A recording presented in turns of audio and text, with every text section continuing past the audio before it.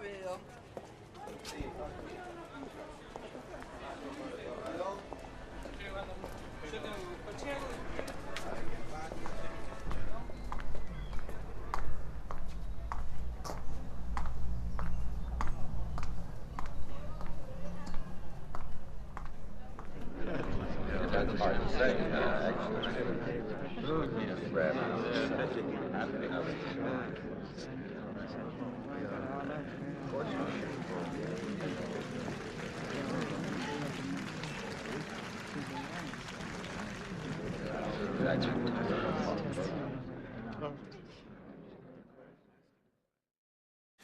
Cumprido a primeira etapa, cumprida, a doutora Catarina não pode estar conosco e, por isso, a sua comunicação vai ser lida pelo senhor doutor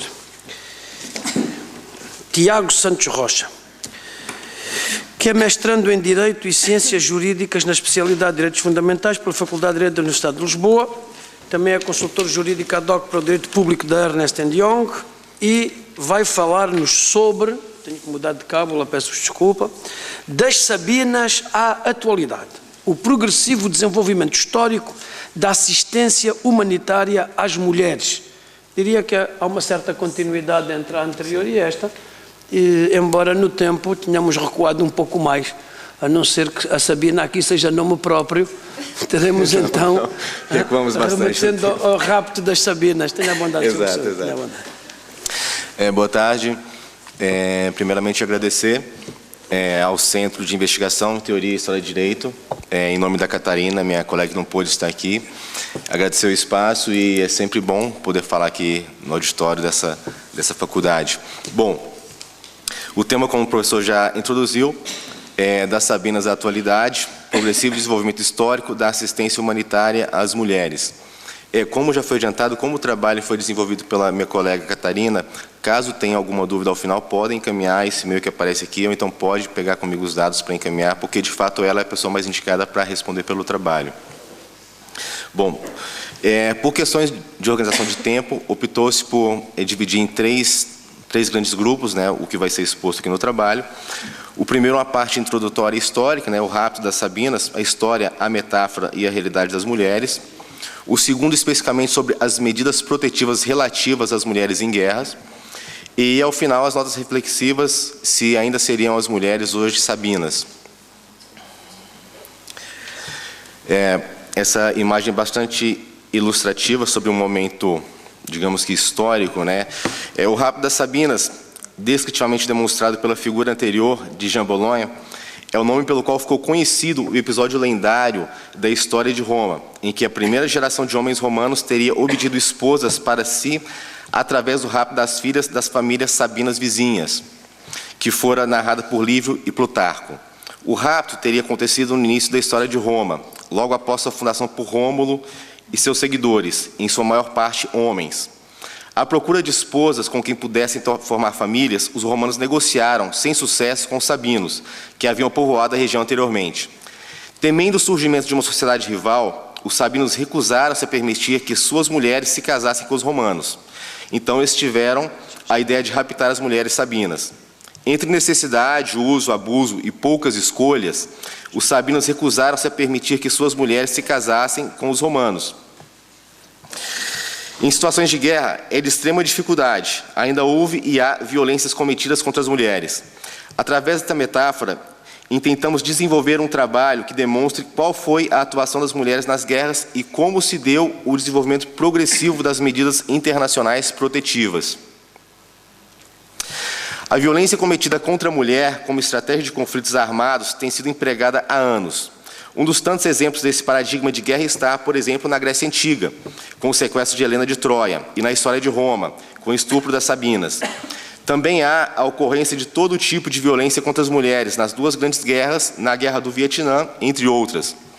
Resgatar na teoria de Alberic Gentili e de outros importantes teóricos da Antiguidade, em especial Francisco de Vitória, Francisco Soares, Hugo Grossio e Emmerich Vettel, Fundamentos para o Direito Internacional Moderno, é uma postura crítica que permite corrigir as deficiências do sistema normativo da guerra e, assim, readequá-lo à lógica dos princípios da ordem internacional atual.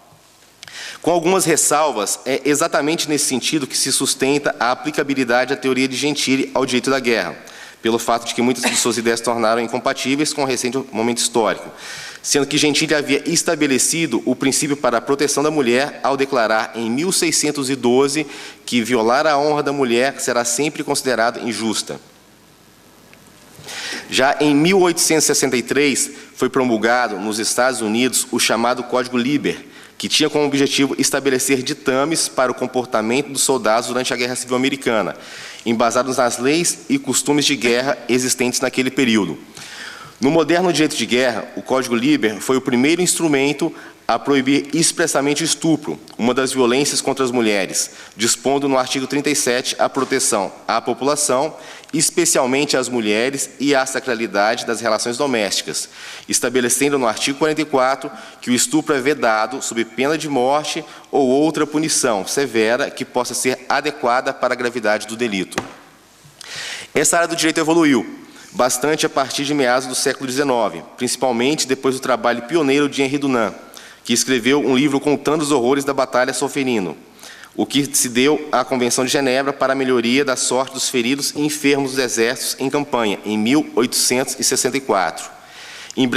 Esse breve instrumento foi revisado e modificado em 1906 e depois culminou nas Convenções de Genebra de 1949. Neste trabalho, a mulher não é tratada como combatente, mas sim como população civil. Entretanto, é necessário salientar que a mulher, como membro das Forças Armadas, tem a mesma autorização do artigo 43, já citado no parágrafo anterior, para participar das hostilidades da mesma forma como qualquer combatente, uma vez que as Forças Armadas aceitam as mulheres como soldados preparados para a guerra. Durante este tempo de guerra iminente, as Convenções de Genebra têm proporcionado proteção jurídica às pessoas que não participam diretamente das hostilidades, como, por exemplo, as mulheres. O princípio da responsabilidade de proteger busca solucionar um dos maiores impasses conceituais do direito internacional humanitário, a relação entre soberania e proteção humanitária. Rousseau foi o primeiro a sistematizar de forma clara o que é o princípio da humanidade, ao esclarecer que o conflito se dava entre as coletividades estatais e que as pessoas que estavam envolvidas em um conflito poderiam ser rendidas ou feridas, e que necessitariam, assim, de algum recurso para prevenir que algum tipo de violência ocorresse. No entanto, se as mulheres cumprissem ofícios de homens, tanto nos contextos civis quanto nos bélicos, elas deveriam ser tratadas como homens ou até com maior severidade daquela que é permitida pelas leis da guerra, precisamente porque não se contentavam com seu próprio sexo e trajavam roupas masculinas. Passando ao segundo ponto, sobre as medidas protetivas relativas às mulheres em guerra. É preciso mencionar que nos instrumentos jurídicos adotados nos últimos anos se incluem no conceito de violência contra as mulheres outras formas não tradicionais de tirania, como a violência estrutural, marcada pelo prejuízo de vida ocasionado pela organização da economia. Segundo o Comitê da Eliminação da Discriminação contra a Mulher, a violência de gênero é aquela dirigida contra a mulher pelo simples fato de ser mulher, ou que a afeta de forma desproporcionada. Também se afirma que o Estado tem a obrigação de utilizar a devida diligência para prevenir, investigar e, de acordo com a legislação nacional, punir todo ato de violência contra as mulheres, sejam eles perpetrados pelo Estado ou por particulares. Sendo que os diplomas legais sobre o tema são a Convenção de Genebra de 1949, tanto no seu artigo 27, inciso 4, o Protocolo Adicional 1, artigo 76, artigo 3º comum a todas as convenções.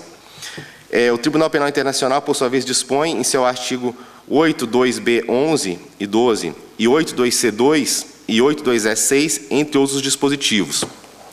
Outra inovação dos tribunais com relação à situação das mulheres em contexto de guerra está na regulamentação de medidas de proteção às vítimas, que busca resguardar a segurança dessas pessoas, a quando da prestação de algum testemunho em audiências e investigações diversas. As medidas variavam, desde a presença de psicólogos e utilização de distorção de imagens e voz, até a mudança da vítima para outro país, caso fosse necessário. Bom, o terceiro e último item dessa apresentação traz algumas notas reflexivas, se seriam ainda as mulheres sabinas. Por vários séculos, nas sociedades patriarcais, a mulher era considerada como uma posse, um bem que, inicialmente, pertencia ao pai e depois passava às mãos do marido. De acordo com essa lógica social, a sua violação era vista como uma transgressão à propriedade do homem, inexistindo o conceito de proteção à sua integridade física. No âmbito dos costumes da guerra, os espólios da batalha ficavam em posse dos vitoriosos, ou seja, todos os bens dos perdedores, dentre os quais estavam as suas mulheres, passavam instantaneamente para as mãos do vencedor, ao qual era assegurado o direito de estupro. Para os soldados comuns, o estupro e a pilhagem eram vistos como uma recompensa pelo esforço de guerra. Evidentemente, o lado vencedor é quem pratica tais crimes, e isso acontece por dois motivos. Primeiramente, o exército vitorioso é quem adentra o território do adversário, e, desta forma, a violência sexual simbolicamente equivalente à invasão do território inimigo terá sua concretização nas mulheres dos derrotados. E, em segundo lugar, porque o estupro é um ato do conquistador, sendo, em última ratio, um sinal de sucesso na batalha. No entanto, com o passar do tempo e com o desenvolvimento de regras que visam regular a conduta dos exércitos durante os conflitos, a prática de crimes sexuais continua a prosperar e a sua proibição permaneceu relegada ao segundo plano. Com a superação desta fase da história, pode-se afirmar que tanto a lei como principalmente os costumes dos estados têm ajudado sistematicamente a desatar as amarras em que se encontram as mulheres vítimas das guerras. Já na primeira fase de A Paz Perpétua, Kant chama a atenção para o fato de que nenhum tratado de paz que se tenha feito com reserva secreta de elementos para uma guerra futura deve ser tido como válido. Entre tantos argumentos que elenca, o filósofo afirma que não se trata da paz, mas de um simples armistício, um adiamento das hostilidades. A constatação é de que a incidência de novos conflitos é constante. Assim, o ideal da paz fica esquecido?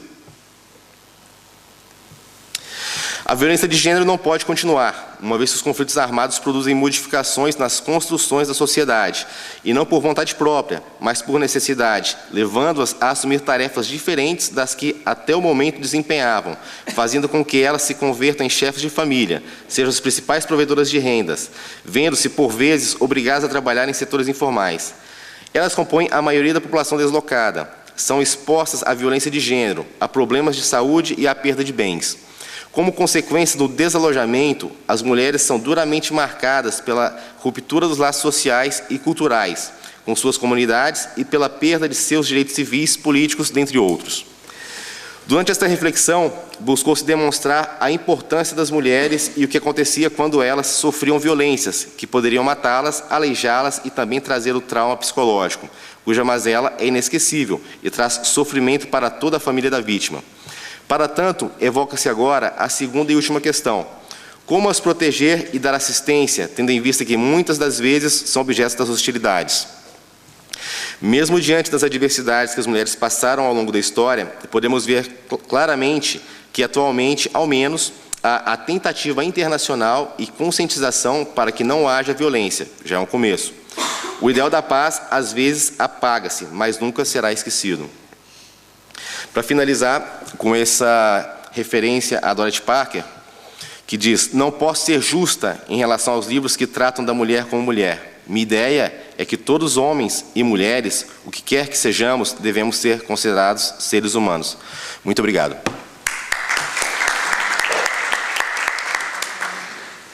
Muito obrigado, Sr. Dr. Tiago Santos Rocha, por este tema, lembrando as violências na guerra praticadas sobre as mulheres. Não podemos esquecer as violações após a Segunda Guerra Mundial, as violações dos soldados aliados relativamente às mulheres da Alemanha, em contrapartida às violações provocadas pelas tropas alemãs, depois a guerra da Jugoslávia, dramática também no aspecto das violações, as guerras no Congo e no Darfur, com o seu rosário de violências sobre as mulheres, e por isso, bem lembrado, o rapto das Sabinas, que depois acabaram por ficar romanas, mas enfim, coisas da história.